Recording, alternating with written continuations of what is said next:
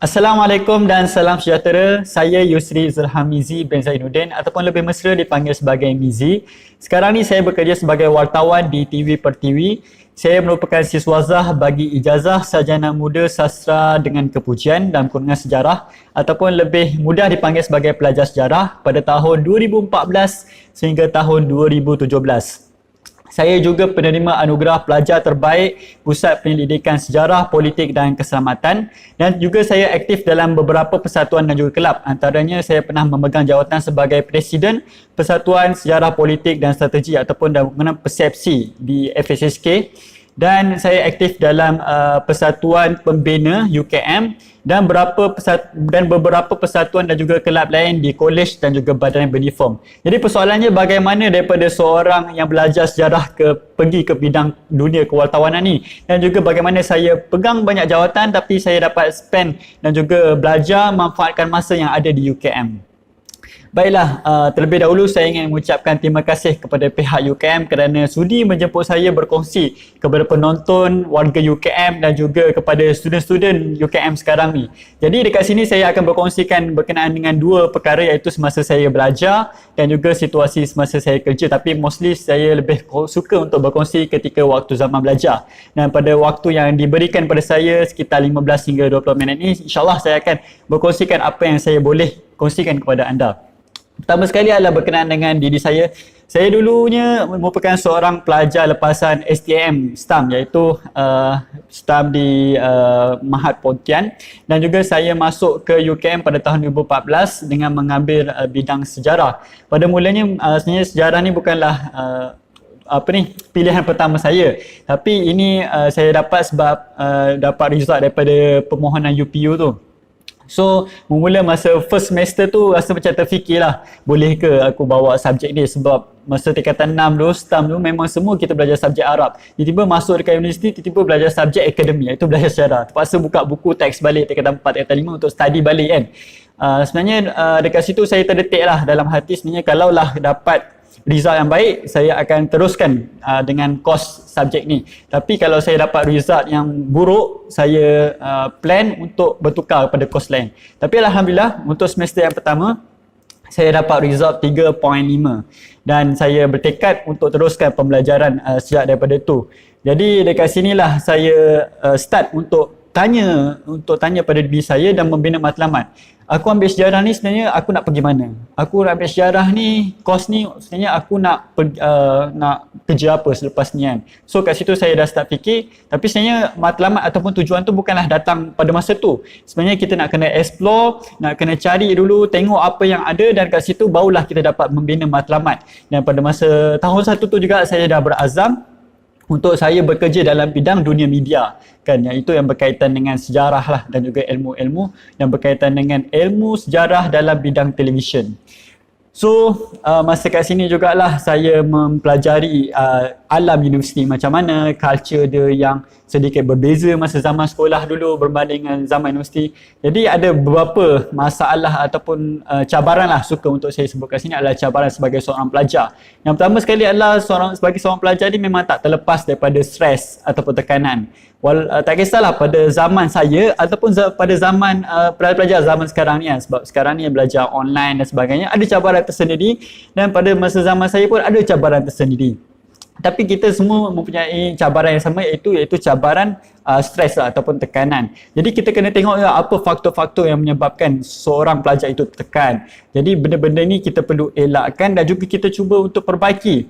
Dan antara cara terbaik untuk menguruskan stres adalah, pertama, kita kena rasa tenang dan juga relaxkan diri. Kan ketika rasa macam kepala dah pening, kan rasa macam dah urat kat belakang leher tu rasa macam dah tegang, cuba relax, tarik nafas dulu dan melakukan beberapa perkara yang boleh mengelakkan diri kita daripada terus berlaku tekanan dan juga stres ni. Jadi apa yang saya boleh petik kat sini antara tips yang dikongsikan oleh pakar sekretari iaitu Dr. Rozan Nizam Zakaria. Antaranya yang kita boleh buat adalah berhubung dengan manusia ataupun kenalan lain seperti ibu bapa ataupun rakan. Kita tinggalkan dulu punca menyebabkan kita stres. Contohnya kita stres buat assignment ke ataupun stres membuat satu perkara berkenaan dengan pelajar ke, mendapatkan bahan ke, kita tinggalkan kejap. Kita cari orang lain untuk kita bersembang dengan perkara yang selain daripada itu untuk kita elakkan diri kita pada stres. Yang kedua adalah kalau anda percaya dengan mereka, cuba luahkan dan kongsi masalah yang berlaku. Luahkan kepada ibu dan ayah ataupun luahkan kepada rakan-rakan yang dipercayai kalau kita ada masalah. Dan yang ketiga adalah kita jika tidak yakin, kita boleh saja berbual dengan apa-apa topik yang boleh kita bicarakan kepada mereka. Dan selain bercakap, kita juga boleh menghantar pesanan melalui menulis, berhubung ataupun memberi hadiah. Sekarang ni kita menggunakan zaman teknologi. Kita boleh online, kita boleh call, kita boleh WhatsApp dan semua. Jadi kita berkongsi dengan banyak perkara dengan kawan-kawan kita kan, cerita tentang apa yang mereka buat, tentang situasi ataupun perkara yang baru dalam hidup mereka yang mereka capai pada hari ini. Jadi stres ataupun tekanan ni perlulah dirawat. Sekiranya tidak dirawat, dia akan memberi satu penyakit kepada diri kita dan boleh membawa kepada maut. Dan seterusnya adalah antara masalah sebagai pelajar yang sering dihadapi ialah ketika ini, iaitu cara menguruskan masa. Kadang ramai pelajar yang memberi alasan tak siap assignment sebab saya tak cukup masa lah, saya busy lah, dan juga tak ada waktu lah nak siapkan assignment, terlalu banyak apa semua. Tapi sebenarnya kita perlu muhasabah balik, kita lihat pada diri kita, adakah betul sebenarnya kita tak cukup masa? Ataupun sebenarnya kita ni adalah terlebih banyak membuang masa. Itu persoalan yang perlu kita tanya pada diri kita balik. Jadi apa solusinya? Sebenarnya adalah kita perlu buat apa yang perlu dan tinggalkan apa yang tidak perlu. Dan sebagai seorang pelajar ni, kita kena kat sinilah kita kena banyak belajar, manfaatkan, sebab waktu belajar ni adalah waktu yang kita kena berdikari. Kan? Kalau contoh macam zaman sekolah dulu, walaupun kita duduk asrama ke, at least ada warden ataupun guru yang jaga kita. Tapi di universiti kan, kepada pelajar yang masih ada tinggal di universiti, kat situ anda lah yang mendidik diri anda sendiri. Kemana anda mahu pergi, kepada siapa anda mahu berkawan, anda sendirilah yang menentukan hidup diri anda. So kat sini anda perlu buat apa yang anda perlu dan tinggalkan apa yang tidak perlu. Dan keduanya adalah anda kena utamakan apa yang benda yang sangat penting. Contohnya assignment nak kena siapkan dalam minggu ni. So siapkanlah assignment tu. Ataupun mungkin kita ada 10 perkara yang kita kena buat. Kita kena list down apa benda perkara yang penting untuk kita siapkan dengan cepat. Tak bermakna perkara lain tu kita tinggalkan. Tapi sebenarnya kita dahulukan benda yang paling utama dan benda yang paling penting dulu. Dan yang ketiga, kalaulah kita tak mampu nak buat benda ni, kita cuba cabar ataupun try diri kita buat satu jadual harian. Contohnya, kita buat jadual harian daripada pukul 6 pagi kita bangun tidur sampailah waktu pukul 11 malam kan, waktu kita tidur. Kita buat jadual jam per jam ataupun minit per minit. Contoh daripada pukul 6 sampai pukul 7 kita buat apa, pukul 7 sampai pukul 8 kita buat apa, pukul 8 sampai pukul 9 kita buat apa, dan seterusnya. Jadi kalau betul kita ni waktu kita penuh, kita busy kan, kita punya jadual tu mesti akan penuh. Tapi sekiranya ada kelompangan, tiba-tiba kita tengok waktu ni ada kosongan lah, aku tak ada benda nak buat ni. So maknanya kita ada masa dan kita boleh buat sesuatu pada masa tersebut. Okey, itu yang saya boleh kongsikan berkenaan dengan cara pengurusan masa. Dan yang ketiga adalah situasi ataupun perkara yang sering berlaku dihadapi oleh pelajar adalah berkenaan dengan duit. Mungkin sebahagian pelajar yang berlatar belakangkan keluarga yang selesa ataupun yang berada mungkin tak ada masalah dalam perkara ni. Tapi kebanyakan pelajar yang saya jumpa adalah pelajar yang mungkin ada sedikit masalah berkenaan dengan duit. Ada sebahagiannya tidak ada ibu ataupun telah kehilangan ayah ataupun telah kehilangan dua-dua, terpaksa mencari jalan ataupun mencari kerja untuk membantu adik-adik beradik dia. Ataupun ada sebahagiannya mempunyai keluarga yang miskin atau keluarga yang tidak mempunyai pendapatan yang cukup, terpaksa membantu menyara keluarganya. Jadi kat sini saya boleh berkongsikan berkenaan dengan beberapa tips. Antaranya sebenarnya tak salah sebagai seorang pelajar untuk bekerja pada waktu yang sama, tapi kita kena pandai uruskan diri kita, kita kena pandai kawal diri kita. Kita jangan jadikan alasan, minta maaf doktor, saya tak dapat datang kelas sebab saya kena kerja. Tak boleh. Sebenarnya anda sebagai seorang pelajar adalah tanggungjawab anda untuk hadir kelas dan hadir untuk dalam peperiksaan menyiapkan tugasan anda, sebab anda sebagai seorang pelajar. Saya teringat lagi seorang pensyarah saya masa saya pelajar tahun 1 dulu. Dia pernah tanya kepada kami semua, Dia tanya, sebenarnya anda semua nak masuk ke universiti ni tujuannya untuk apa? Kalau tujuannya untuk dapatkan pekerjaan yang baik, dia kata apa? Dia kata janganlah belajar dekat sini. Kau pergi berhenti, kau pergi kerja sekarang ni. Tapi sekiranya anda belajar kat universiti adalah untuk mendapatkan ilmu, maka inilah tempat anda. Dia cakap macam tu lah. Jadi seterusnya apa yang boleh saya kongsikan kepada anda berkenaan dengan situasi ini adalah kita kena pandai membagikan masa seperti yang saya beritahu tadi. Waktu kerja kita kena buat kerja betul-betul dan waktu belajar kita kena beri tumpuan yang sebetulnya. Jadi kita kena pandai cari duit juga kepada mereka yang ingin mendapatkan pendapatan. Ada pelbagai cara. Zaman sekarang ni kebanyakan pelajar memang menggunakan cara bisnes ataupun perniagaan secara online, Shopee, Lazada, Carousel dan pelbagai lagi. Ada yang mengambil untung kira macam sebagai penjual orang tengah dan macam-macam lagi. Tapi sekiranya anda tidak mampu, tak dapat untuk berniaga ataupun tak mahir pun jual online ni, tapi kita gunakan pelbagai cara lain. Contohnya kita ada mahir dalam ilmu mengajar. Kita boleh mengajar kelas-kelas tuition, mengambil pendapatan sikit kan daripada situ, seperti macam bekerja sebagai pekerja part time, mengajar anak-anak, mengajar di pusat-pusat tuition, ataupun anda seorang yang minat menulis, so anda boleh menuliskan artikel ataupun menuliskan penulisan-penulisan yang berbentukkan penulisan kreatif dan hantar ke majalah-majalah yang menerbitkan penulisan. Contohnya sekarang ni yang saya tengok adalah majalah Dewan Bahasa dan Pustaka. Dan saya juga pernah menulis dekat majalah tu dan alhamdulillah saya juga dapat diberi upah yang agak lumayan daripada pihak DBP. Jadi itu yang saya boleh kongsikan untuk tips untuk mencari duit. Dan walaupun kita bekerja mencari duit, kita kena faham tujuan kita sebagai seorang pelajar adalah bukan untuk bekerja, tapi adalah untuk belajar, mendapatkan ilmu dan mendapatkan keputusan yang bagus lah, yang bagus untuk kita bawa untuk kita tunjukkan kepada ibu ayah kita. Dan semasa saya belajar juga dulu, alhamdulillah saya dapat banyak perkara dan banyak manfaat yang saya boleh juga kongsikan kepada anda ketika saya agak sibuk dengan situasi kadang sebab kita masa pelajar dekat UKM dulu kita banyak terikat dengan aktiviti-aktiviti college, aktiviti-aktiviti persatuan dan benda-benda menyebabkan kita terasa masa tu agak terlalu sibuk dekat persatuan dengan kelab. Tapi saya punya matlamat adalah walaupun sesibuk mana pun saya mesti kena hadir ke kelas pengajian ataupun kelas pembelajaran. Itu matlamat saya. Dan ketika mana tahun 2 saya memegang lebih daripada 4 jawatan, so agak sibuk juga untuk menyiapkan tugasan-tugasan dan juga assignment. Tapi semasa menduduki peperiksaan, semasa mahu nak menduduki peperiksaan tu, ada satu cara yang saya buat untuk saya belajar adalah saya pergi jumpa dengan lecturer yang mengajar saya. Tapi kita jumpa lecturer bukanlah lecturer jumpa macam kata jumpa bodoh-bodoh macam tu kan. Ataupun jumpa tak ada apa-apa, jumpa kosong je. At least sebelum kita jumpa dengan pensyarah tu, kita kena study dulu. Contoh saya belajar pasal sejarah India. Okey doktor, saya tak faham sangat dengan situasi zaman kegemilangan masyarakat India waktu ni. Mungkin doktor boleh ceritakan sedikit tentang waktu ni, saya kurang faham.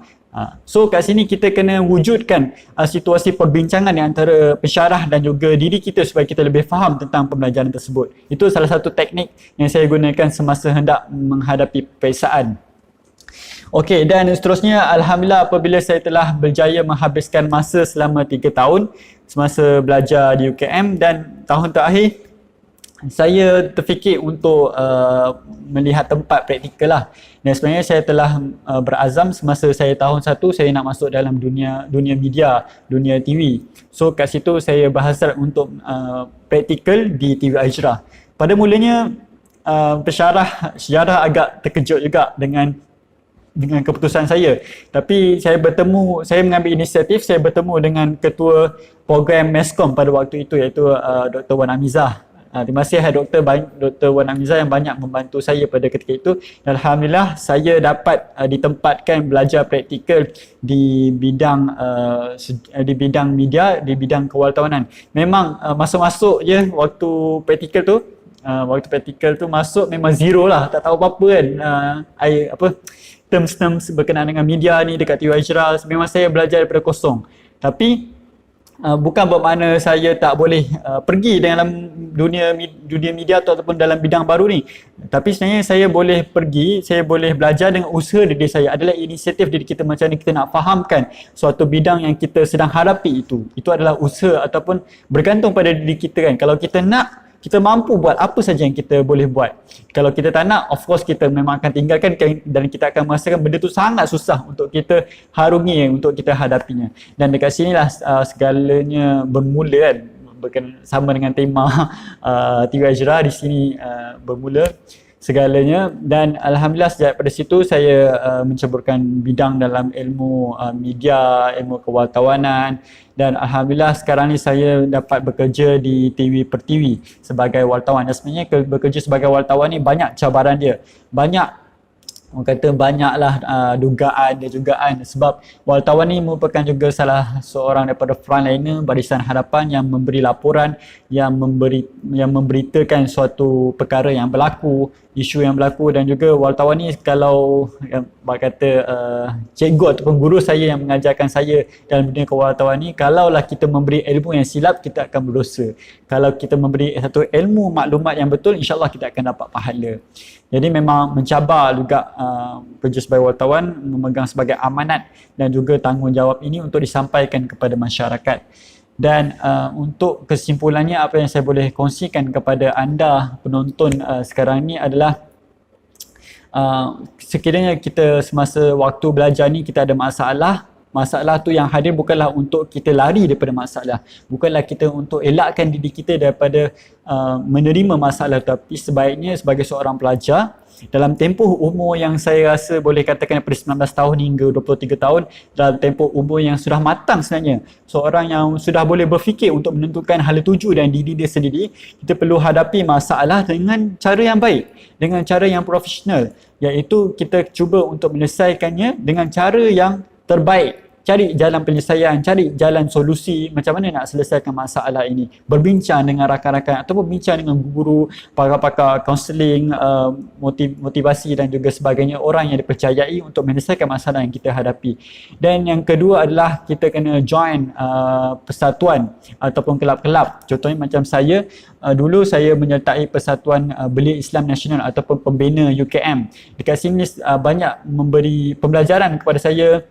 Bukan saja kita belajar dalam bidang ilmu, subjek yang kita pelajari, tapi kita juga kena belajar berkenaan dengan ilmu, cara kita berhadapan dengan orang bagaimana, cara kita entertain dengan masyarakat macam mana, cara kita untuk melakukan apa-apa aktiviti, menguruskan program, melaksanakan suatu program tu ada caranya. Dekat sinilah sebenarnya adalah perkara yang akan mematangkan diri kita. Kat sinilah kita mahu dapat kumpulkan pengalaman supaya dekat tempat kerja nanti kita tidak tidak keliru ataupun tidak rasa macam awkward untuk menghadapi satu perkara yang kita hadapi ataupun satu perkara baru yang kita hadapi ini. Jadi itu yang saya boleh kongsikan kepada anda semua. Dan sekiranya kalau ada masalah juga, mungkin ada setengah pelajar sedang sebahagiannya belajar dengan situasi bersama dengan keluarga. So saya nasihatkanlah kepada anda, sebenarnya mungkin memang salah satu itu adalah cabaran yang besar. Kadang kita nak buat kerja, nak buat assignment, tiba mak dengan ayah dah panggil. Ali, tolong mak sidai baju. Contohlah macam tu kan. Terkadang time mood tengah belajar, time tu lah mak minta tolong, ayah minta tolong semua. Jadi sebenarnya sebagai seorang pelajar, sebagai seorang anak, adalah tugas kita untuk memberi kefahaman kepada mereka. Beritahu kepada mereka, mak, ayah, saya ada assignment nak kena siapkan dalam tempoh ni. So saya mungkin perlukan masa sekian untuk siapkan assignment saya. Kita kena beri penerangan kepada ayah dengan ibu kita. Mereka tak faham situasi kita macam mana. So tugas kita adalah untuk memberi penjelasan kepada mereka supaya kita ni tidak berlaku stres, tidak berlaku macam-macam pelbagai masalah nanti. Assignment tak siap apa semua disebabkan alasan-alasan yang tidak boleh terima, tak logik akal sebenarnya. Kadang benda tu kita boleh uruskan diri kita dengan baik. Itu saja yang boleh saya kongsikan. Sekiranya kepada penonton, pelajar-pelajar yang ingin bertanyakan soalan ataupun ingin terus berhubung dengan saya, bolehlah follow ataupun like dekat saya punya media sosial seperti Facebook. Facebook saya adalah Yusri Zulhamizi, YUSRI jarak ZULHAMIZE, ataupun kat Instagram saya YUSRI Yusri jarak MIZE Mizi. Boleh kita bertanya ataupun berkongsi apa-apa ilmu pendapatan ilmu-ilmu dan juga perkongsian yang boleh kita sama-sama bincangkan nanti. Jadi itu yang boleh saya kongsikan buat masa ini dalam tempoh 15 hingga 20 minit. Sekali lagi saya ingin mengucapkan terima kasih kepada pihak UKM yang sudi menjemput saya untuk berkongsi kepada warga UKM dan juga pelajar-pelajar pada hari ini. Dan juga yang terakhirlah hashtag saya UKM, hashtag kita jaga diri kita. Yang baik tu datang daripada Allah, yang lemah tu datang daripada diri saya sendiri, tapi kedua-duanya adalah datang daripada Allah. Terima kasih. Maaf saya ucapkan sekiranya ada salah silap. Dan akhir kalam, Assalamualaikum dan salam sejahtera.